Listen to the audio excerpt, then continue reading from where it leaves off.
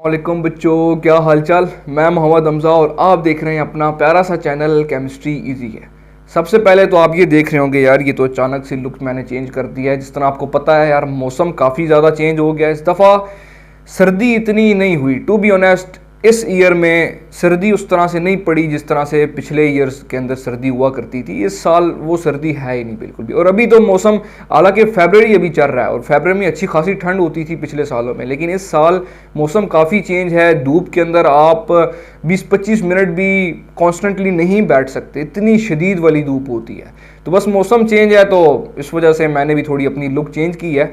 Anyways, आज मैं आपके लिए एक ब्रांड न्यू कोर्स लेकर आया हूं और वो कोर्स है ईजीटी, यानी कि एलिमेंट्री ग्रुप थ्योरी। नाम सुनते ही कुछ स्टूडेंट्स परेशान हो गए होंगे, क्योंकि ईजीटी वाहिद ऐसा सब्जेक्ट है जिसके अंदर हर स्टूडेंट मार खाता है। स्टूडेंट्स को न्यूक्लियर केमिस्ट्री भी आती होगी, स्टीरियो केमिस्ट्री भी आती होगी, क्रिस्टलोग्राफी भी आती होगी, ऑर्गेनिक केमिस्ट्री भी आती होगी, एनालिटिकल केमिस्ट्री भी आती होगी। स्टूडेंट्स अगर मार खाते हैं ना, तो वो ईजीटी के अंदर मार खाते हैं, क्योंकि ईजीटी एक ऐसा सब्जेक्ट है जिसमें 100% आपकी इमेजिनेशंस है। आपने अपनी इमेजिनेशंस को यूज करके किसी भी मॉलिक्यूल को सॉल्व करना है, ठीक है। अब ईजीटी के अंदर मैंने ऐसे ऐसे स्टूडेंट्स को देखा है जो क्लास के टॉपर स्टूडेंट थे, वो भी इसके अंदर फेल हुए हैं, और क्लास के अंदर जो नालायक तरीन स्टूडेंट्स कंसीडर किए जाते थे, उनको भी मैंने ईजीटी के अंदर टॉप करते हुए देखा है।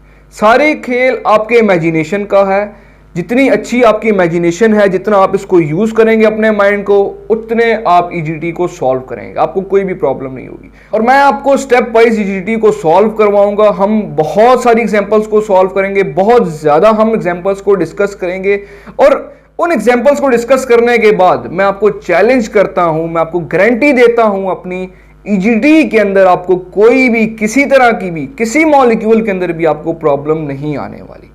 अगर किसी भी वीडियो के अंदर कोई प्रॉब्लम होती है, कोई चीज आपको समझ नहीं आई, कोई आपकी क्यूरी है, आप कमेंट में मेरे से पूछ सकते हैं। दूसरी बात कि मेरे इंस्टाग्राम का लिंक नीचे डिस्क्रिप्शन के अंदर गिवन होता है, आप मुझे इंस्टाग्राम के ऊपर मैसेज करें। अभी भी काफ़ी सारे स्टूडेंट्स हैं जो मुझसे इंस्टाग्राम के ऊपर कांटेक्ट करते हैं, आप भी मुझसे इंस्टाग्राम के ऊपर कांटेक्ट कर सकते हैं। मैं उनको भी प्रॉपरली रिप्लाई करता हूं, आपको भी प्रॉपरली रिप्लाई करूंगा। और थर्ड ऑप्शन आपके पास है ईमेल का। अगर आप ईमेल यूज़ करते हैं, काफ़ी सारे स्टूडेंट्स हैं जिनको जो अपनी रेगुलर बेसिस के ऊपर ईमेल्स वगैरह यूज़ करते हैं, उनको चेक करते हैं, आप मुझे ईमेल भी कर सकते हैं। ईमेल भी मेरे डिस्क्रिप्शन के अंदर मौजूद है, आप मुझे ईमेल करें। कोई क्यूरी है आपकी, कोई चीज़ समझ नहीं आई, मैं आपको ईमेल के ऊपर भी रिप्लाई करूंगा, ठीक है। बिना टाइम वेस्ट किए हम आते हैं अपने टॉपिक की तरफ, ईजीटी। अगर मैं ईजीटी को कुछ पार्ट्स के अंदर डिवाइड करूं, तो सबसे पहला जो पार्ट है वो डेफिनेशंस का है, यानी कि प्लेन ऑफ सिमेट्री क्या होती है, सिमेट्री एलिमेंट्स क्या होते हैं, सिमेट्री ऑपरेशंस क्या होते हैं, प्रिंसिपल एक्सिस क्या होता है, ठीक है। इन डेफिनेशंस को हम डिस्कस नहीं करेंगे। क्यों नहीं करेंगे? क्योंकि ये डेफिनेशंस याद करने वाली चीजें हैं। डेफिनेशन मैं सिंपल बोर्ड के ऊपर लिख दूं तो आपने याद कर लेनी है, ठीक है। तो इसका कोई फायदा नहीं है इसके ऊपर हम अपना टाइम वेस्ट करें। अब ये डेफिनेशंस, इनके मतलब क्या है, इनके अंदर समझने वाली जो चीज है वो हम पढ़ेंगे पॉइंट ग्रुप के अंदर, ठीक है। सेकंड जो पार्ट है ईजीटी का वो है पॉइंट ग्रुप। अब पॉइंट ग्रुप के अंदर क्या होता है कि मैं आपको एक एलिमेंट दे दूंगा, एक मॉलिक्यूल दे दूंगा, यार ये मॉलिक्यूल है, सपोज करें। अब इस मॉलिक्यूल का पॉइंट ग्रुप निकालें, यानी कि आपने इस मॉलिक्यूल के ऊपर प्लेन ऑफ सिमेट्री पास करनी है, प्रिंसिपल एक्सिस इसका निकालना है, ठीक है। इसके ऊपर डिफरेंट आपने ऑपरेशंस को अप्लाई करना है। तो वही जो ऑपरेशंस हैं, वही जो plane of symmetry, principal axis, different तरह के ऑपरेशंस हैं, वही उन्हीं की आपने डेफिनेशंस को याद करना है, ठीक है। तो हम याद करने वाला पोर्शन छोड़ देंगे, सीधा हम आएंगे पॉइंट ग्रुप के ऊपर। यही जो ऑपरेशंस हैं, plane of symmetry, principal axis क्या होता है, यही चीजें हम पॉइंट ग्रुप के अंदर पढ़ेंगे, ठीक है। और पॉइंट ग्रुप एक सबसे इंपॉर्टेंट पार्ट है ईजीटी का, और इसकी हम बहुत सारी एग्जांपल्स मैं आपके सामने लेकर आऊंगा, ठीक है। हर वीडियो के अंदर हम 3 to 4 एग्जांपल्स को डिस्कस करेंगे और विद 3D व्यू हम देखेंगे, ठीक है। मैं आपको हर मॉलिक्यूल का, हर स्ट्रक्चर का, हर कंपाउंड का 3D व्यू दिखाऊंगा कि भाई ये इसका व्यू है। अब आप इसके ऊपर प्लेन ऑफ सिमेट्री अप्लाई करें, और ये प्लेन ऑफ सिमेट्री इस तरह से अप्लाई होगी, ठीक है। 3D व्यू के साथ आपको मैं बताऊंगा, कोई आपको परेशान होने की जरूरत नहीं है। आप अपनी स्क्रीन के ऊपर भी देख सकते हैं 3D व्यू किस तरह का होगा। इस तरह के मैं आपको 3D व्यू हर वीडियो के अंदर, जिसका भी हम पॉइंट ग्रुप निकालेंगे, आपको मैं इस तरह का 3D व्यू बताऊंगा, और फिर आपको बताऊंगा कि इसके ऊपर इस तरह से प्लेन ऑफ सिमेट्री पास होती है, इस तरह से इसका प्रिंसिपल एक्सिस निकलता है, C2 rotation, C3 rotation, C4 rotation, और सो ऑन, ठीक है।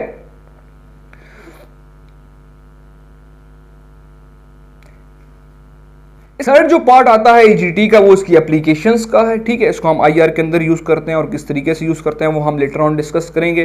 देन ईजीटी को हम एमओटी के ऊपर भी अप्लाई करते हैं, ठीक है। इसकी एप्लीकेशन एमओटी के अंदर भी हैं, तो वो किस तरह से हैं उनको भी हम डिस्कस करेंगे, ठीक है। तो वापस आते हैं अपने पॉइंट ग्रुप वाले पॉइंट के ऊपर जो कि सबसे इंपॉर्टेंट है, और इसी के अंदर हम सारी जो डेफिनेशंस हमने आप याद करेंगे उन्हीं डेफिनेशंस को आपने इसके ऊपर अप्लाई करना सबसे इंपॉर्टेंट है। अगेन मैंने आपको गारंटी दी है अपनी, अगर मेरे साथ आप चलेंगे स्टेप बाय स्टेप मैं आपको सॉल्व करवाऊंगा पॉइंट ग्रुप। अगर आप इस तरह से सॉल्व करेंगे पॉइंट ग्रुप को, किसी भी मॉलिक्यूल के अंदर आपको कोई भी प्रॉब्लम नहीं आने वाली। फिर भी कोई प्रॉब्लम आती है, कोई क्यूरी है आपकी, तो आप मेरे से वो डिस्कस कर सकते हैं। स्टार्ट करते हैं अपना टॉपिक पॉइंट ग्रुप। अब ये आपके सामने मैंने कुछ ज्योमेट्रीज लिखी हैं। पॉइंट ग्रुप का रूल नंबर 1, स्टेप नंबर 1 जो है पॉइंट ग्रुप निकालने का, वो ये है कि किसी भी मॉलिक्यूल का अगर आप पॉइंट ग्रुप निकालेंगे, सबसे पहला स्टेप है आपको उस मॉलिक्यूल की ज्योमेट्री पता होनी चाहिए। अगर आपको उस मॉलिक्यूल की ज्योमेट्री नहीं पता, डायरेक्ट आप पॉइंट ग्रुप निकाल रहे हैं, तो आपका पॉइंट ग्रुप गलत हो सकता है। ठीक भी हो सकता है, लेकिन गलत होने के ज्यादा चांसेस हैं।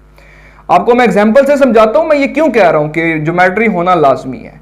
सपोज करें मैं यहां पर H2O लिखता हूं, ठीक है। अब मैं आपको कहता हूं यार कि आप H2O का पॉइंट ग्रुप निकालें। अब बजाय देखने से H2O होता क्या, H2O का स्ट्रक्चर आप कैसे ड्रॉ करते होते हैं, नॉर्मल जो होता है ऑक्सीजन हाइड्रोजन हाइड्रोजन। आप कहते हैं यार ये लीनियर है, इसकी ज्योमेट्री लीनियर है, ठीक है, लीनियर है ना। अब आप लीनियर के अकॉर्डिंग अगर इसको सॉल्व करेंगे और यहां पर आके आप इसका पॉइंट ग्रुप लिख देंगे, जो भी होगा C2V C3V जो भी इसका पॉइंट ग्रुप आया, ठीक है, यहां पर आके आप इसका पॉइंट ग्रुप लिख देंगे तो वो गलत होगा। क्यों गलत होगा? क्योंकि वाटर की जो ज्योमेट्री है वो लीनियर है ही नहीं, इसकी ज्योमेट्री है वी शेप, ठीक है। वाटर का मॉलिक्यूल इस तरह लीनियर एग्जिस्ट नहीं करता, ये इस तरह से एग्जिस्ट करता है, इस तरह से। इसके ऊपर दो लोन पेयर्स होते हैं, इसकी ज्योमेट्री ये होती है। दो लोन पेयर होने की वजह से आपको पता है लोन पेयर की रिपल्शन ज्यादा होती है। जब इसकी रिपल्शन होगी तो ये जो दो एटम्स हैं ये नीचे की तरफ बेंड हो जाएंगे। जब ये बेंड होंगे तो इसकी जो ज्योमेट्री है वो वी शेप आएगी, ना कि इसकी ज्योमेट्री लीनियर है। तो आपने H2O का जो पॉइंट ग्रुप निकालना है वो वी शेप के अकॉर्डिंग निकालना है, और इसके अकॉर्डिंग जब आप इसका पॉइंट ग्रुप निकालेंगे तो ये 100% आपका पॉइंट ग्रुप ठीक आएगा। तो ओवरऑल ये कि स्टेप नंबर 1 आपको उस मॉलिक्यूल की ज्योमेट्री पता होनी चाहिए जिस मॉलिक्यूल का आप पॉइंट ग्रुप निकालने जा रहे हैं, ठीक है। अब आपके सामने मैंने कुछ ज्योमेट्रीज लिखी हैं। AB2 की ज्योमेट्री क्या है? ए सेंट्रल एटम है, ठीक है। बी क्या है? सराउंडेड एटम है, यानी कि एक इसके अंदर सेंट्रल एटम है, और B2 यानी कि दो इसके आसपास सराउंडेड एटम्स हैं, और इसकी ज्योमेट्री क्या आएगी? लीनियर। AB3 है, इसकी ट्रायगोनल प्लेनर, ठीक है, यानी कि ये एक सेंट्रल एटम है, तीन इसके सराउंडेड एटम्स हैं, तो ये एक ही प्लेन के अंदर इस तरह से, ठीक है। ये एक सेंट्रल एटम आ गया और तीन इसके सराउंडेड एटम्स हैं, तो एक सराउंडेड एटम ये, दूसरा ये, तीसरा ये, ठीक है। मैं आपको एक मिनट आपको बताता हूं, ये इस तरह से होगा, ये और ये, ठीक है, ये, और ये सारे के सारे एक ही प्लेन के अंदर हैं, ठीक है। एक ही प्लेन के अंदर ये प्रेजेंट होते हैं, ट्राइगोनल प्लेनर, यानी कि एक ही प्लेन के अंदर क्या है? एक यहां पे सेंट्रल एटम है, तीन इसके आसपास एटम्स हैं। अब AB2E, ए क्या है? अगेन सेंट्रल एटम है, B2 इसके आसपास दो एटम है, E अब यहां पे क्या आ गया कि इसके ऊपर एक लोन पेयर भी है। E क्या रिप्रेजेंट करता है? Lone pair. इसी तरह से आपके सामने मैंने ये सारी ज्योमेट्रीज लिखी है। अब इन ज्योमेट्रीज का जो एक्चुअल में स्ट्रक्चर होता है वो जब हम पॉइंट ग्रुप को स्टार्ट करेंगे एग्जांपल सॉल्व करना, तो जब मैं आपको 3D व्यू उनका बताऊंगा, मैंने जिस तरह पहले बात की कि मैं आपको हर मॉलिक्यूल का 3D व्यू बताऊंगा, 3D स्ट्रक्चर मैं आपको बताऊंगा कि उनकी अरेंजमेंट किस तरह से होती है, उनकी ज्योमेट्री का 3D व्यू बताऊंगा, तो उसके अंदर आपको ये सारी चीजें पता चल जाएंगी। यार सीसॉ किधर गया? सीसा, ये सीसॉ है। अब ये देखने से तो इस तरह लग रहा है कि एक एटम है, चार उसके साथ जो एटम्स है वो एक ही उसमें है, लेकिन वो एक ही डायरेक्शन में नहीं होते, ठीक है। सीसॉ के स्ट्रक्चर के अंदर मैं आपको स्क्रीन के ऊपर शो करवा देता हूं। सीसॉ का स्ट्रक्चर इस तरह से होता है, ठीक है। अब ये दो एटम्स जो हैं ये अलग डायरेक्शन में है, यानी कि अगर मैं ये कह लूं कि ये दो जो एटम्स हैं वो वर्टिकल हैं, और बाकी जो दो एटम्स हैं ये वाले ये क्या है, ये आपके पास हॉरिजॉन्टल है। इस तरह से बाकी भी जो ये ज्योमेट्रीज हैं ये हम साथ साथ सॉल्व करते जाएंगे। जैसे जैसे जो जो एग्जांपल आती जाएगी, जिस मॉलिक्यूल की जो ज्योमेट्री होगी हम उसको 3D व्यू देखेंगे, तो देन उसके अकॉर्डिंग आपको सारी चीजें समझ आ जाएंगी। ठीक है, फिलहाल आपने क्या करना है, इन ज्योमेट्रीज को अपने पास नोट करना है, ये है देन वो है। इन ज्योमेट्रीज को अपने पास नोट करना है। आपको सिर्फ ये पता होना चाहिए यार AB5 है जिसकी ज्योमेट्री क्या है, ट्राइगोनल बाय पिरामिडल। AB4E है, इसकी ज्योमेट्री क्या है, सीसॉ। तो आपने ये स्ट्रक्चर्स उसके साथ ड्रॉ कर देने। अभी तक आपको ये चीज पता होनी चाहिए। अब सेकंड जो इसी के फर्दर जो पार्ट है कि हमें ज्योमेट्री का कैसे पता चलेगा यार इसकी कौन सी ज्योमेट्री। अब जिस तरह मैंने वाटर की बात किया, मुझे ख्वाब थोड़ी नहीं यार कि वाटर का लीनियर स्ट्रक्चर होता है या वी शेप होता है। हमने तो उसको सॉल्व किया लीनियर के अकॉर्डिंग, तो हमारा आंसर गलत हो गया। अब हमें कैसे पता कि ये लीनियर है या वी शेप है। तो ज्योमेट्री निकालने का एक छोटा सा प्रोसेस होता है, ठीक है, छोटा सा एक प्रोसीजर है, वो मैं आपके सामने यहाँ पे शेयर करता हूँ आपके साथ। इसको मैं यहाँ से रब करता हूँ। H2O सबसे जो पहला स्टेप होता है, आपने इसका लीवेज स्ट्रक्चर ड्रॉ करना है। सिंपल लीवेज स्ट्रक्चर आप ड्रॉ करें, कोई भी मतलब स्केलेटन आप इसका स्ट्रक्चर ड्रॉ कर लें। ऑक्सीजन है, मुझे पता है ऑक्सीजन है, आसपास इसके 2 हाइड्रोजन है, मैंने इसका स्केलेटन स्ट्रक्चर ड्रॉ कर दिया। जो आपके माइंड में आता है आप वो यहां पे ड्रॉ कर लें। दूसरा स्टेप क्या है, जो सेंट्रल एटम है उसके outer most number of electron आपको पता होने चाहिए। ठीक है, सेंट्रल एटम कौन सा है, ऑक्सीजन।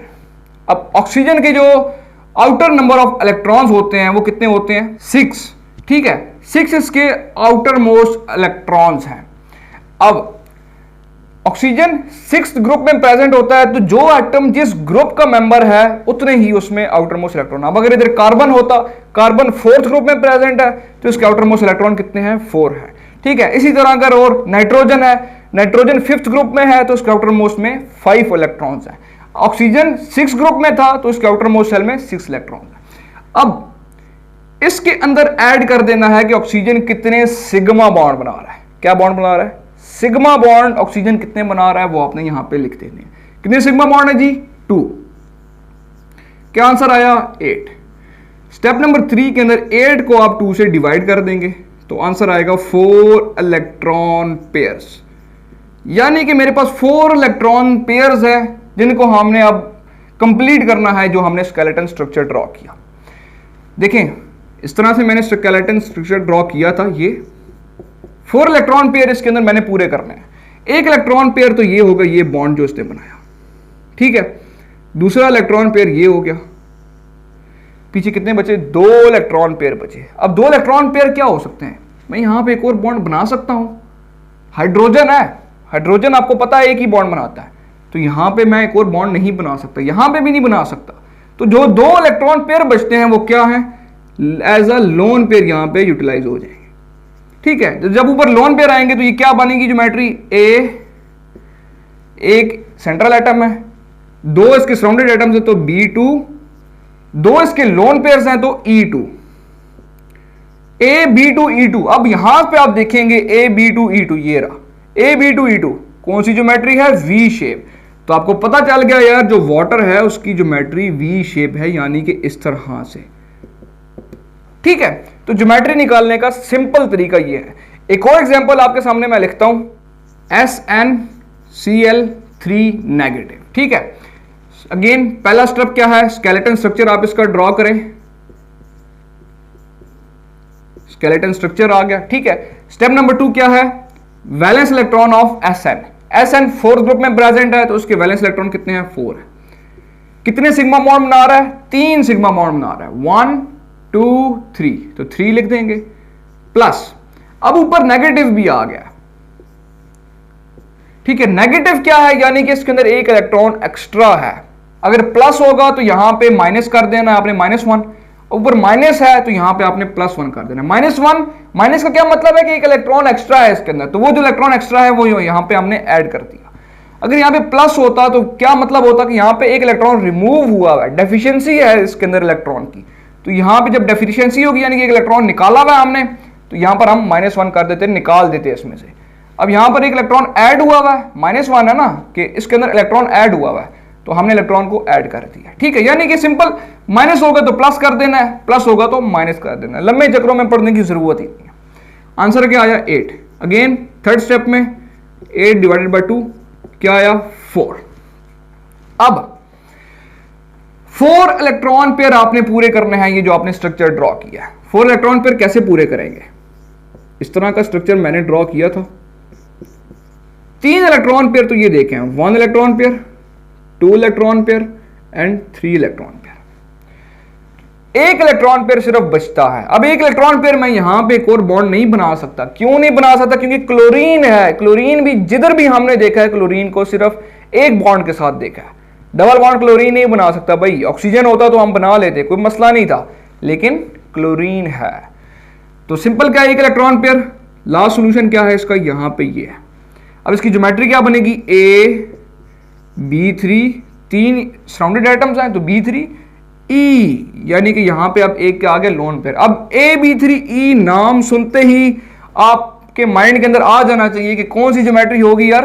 AB3E पैरामिडल ज्योमेट्री, इस तरह की ज्योमेट्री। ठीक है, तो इसका स्ट्रक्चर क्या होगा? SnCl Cl Cl, ऊपर इसका लोन पेयर। ठीक है, अब पैरामिडल ज्योमेट्री आपको जब मैं 3D व्यू दिखाऊंगा तो आपको बेहतर तरीके से पता चल जाएगी कि यार इसकी अरेंजमेंट होती है एक्चुअल में किस तरह से। ठीक है, यानी कि Sn अगर इधर है तो एक Cl इधर होगा, एक Cl इधर होगा और एक Cl इधर होगा, इस तरह से। ठीक है, ये इसकी Sn की ज्योमेट्री होती है, ये इस तरह से। ठीक है, 2 अगर आप उसको इस तरह से लिखेंगे और एक इसकी इस तरह बैक पे होगा। ठीक है, ये आगे हम 3D व्यू के अंदर देखेंगे। फिलहाल आपको इसके अंदर परेशान होने की जरूरत नहीं है। फिलहाल आप समझें क्या ज्योमेट्री किस तरह से निकालते हैं। ज्योमेट्री आपको पता चल गई, पॉइंट ग्रुप आपके लिए बहुत आसान है। बहुत सारी एग्जांपल्स हम सॉल्व करेंगे तो आपको हर चीज क्लियर हो जाएगी। एक और एग्जांपल मैं आपके सामने लिखता हूं CO2 की। ठीक है, क्योंकि CO2 के अंदर अब डबल बॉन्ड भी है तो एक एग्जांपल मैं चाहता हूं आपको उसकी भी आनी चाहिए कि डबल बॉन्ड किस तरह से प्लेस करना है।